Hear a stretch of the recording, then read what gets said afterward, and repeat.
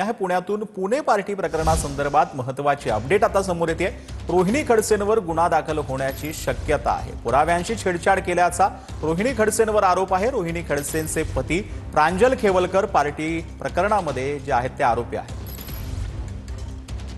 तर हे नक्की प्रकरण काय आहे ते आपण समजून घेऊयात। रोहिणी खडसेंवर का गुन्हा दाखल होऊ शकतो? पार्टी प्रकरणी खेवलकरांना अटक केल्यानंतर पोलिसांनी 2 मोबाईल जे आहेत ते खेवलकरांचे जप्त केलेले होते। त्यापैकी एका मोबाईलमधील सिम कार्ड हे सोनार नावाच्या व्यक्तीच्या नावावर होतं। सिम कार्डच्या माध्यमातून खेवलकरांच्या सिम मधील डेटा डिलीट केल्याचा आरोप जो आहे तो करण्यात येतोय। सोनारने केलेलं हे कृत्य पुरावे नष्ट करण्याचा प्रकार असल्याचं पुणे पोलिसांचं म्हणणं आहे। सोनार जळगावातील असून त्यांना रोहिणी खडसेंच्या सांगण्यावरून हे कृत्य केल्याची पोलिसांचं म्हणणं असल्याचं देखील कळते। पुणे पोलीस रोहिणी खडसेंवरती गुन्हा जो आहे तो दाखल करू शकतात।